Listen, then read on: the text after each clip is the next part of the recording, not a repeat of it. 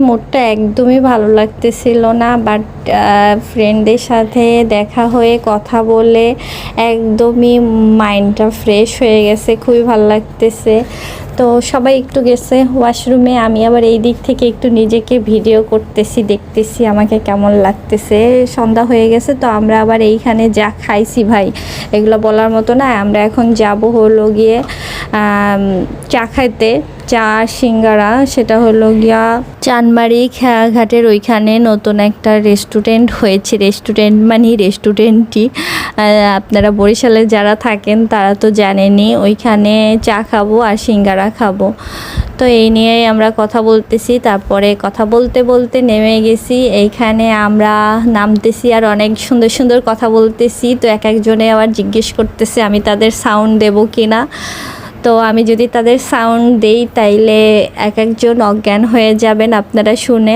আর এই হইল গিয়া আমাদের বরিশালবাসী যারা ইউকে ইউএসএতে টেসলা আর বিভিন্ন দামি দামি গাড়িতে চড়ে, তারা আমাদের জন্য ভিআইপি পার্সনরা অটোতে চড়ে তারপরে আমরা এই খেওয়াঘাটে আসছি এখানে এই কলিজা সিঙ্গারা খাইতে।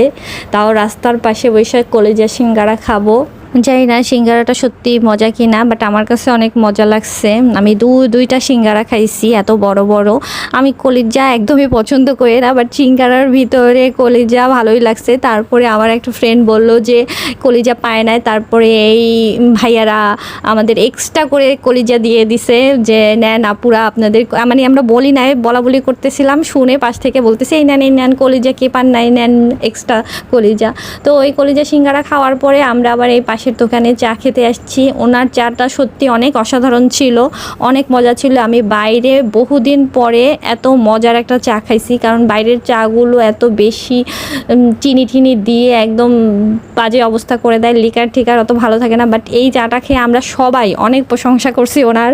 আমরা ভাবতে পারি নাই যে এত ভালো চা হবে। তারপরে ওই যে আমার সখীরা চায়ের সাথে আবার টাও খায়, বিস্কুট, ওই যে বড় বড় সুন্দর সুন্দর যে আগে আমরা বিস্কুটগুলো খাইতাম, এখনও খাই আমরা বরিশালের মানুষ। এরা তো আবার বিদেশে চলে গেছে, এরা আবার বিস্কুট বাংলাদেশি বিস্কুট পায় না। তো বাংলাদেশি বিস্কুট পাইয়া খাইছে বড় বড় বেকারির যে বিস্কুটগুলো, ওগুলো। এই বিস্কুটগুলো আসলেই অনেক মজা।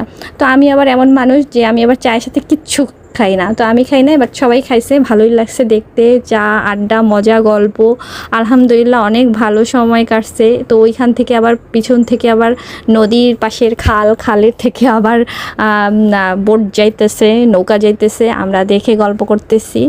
তো এই তো শেষ, তারপরে সবার সাথে বিদায় নিয়েই করলাম। ইনশাল্লাহ সামনে আবার ঈদের সময় দেখা হবে আশা করি।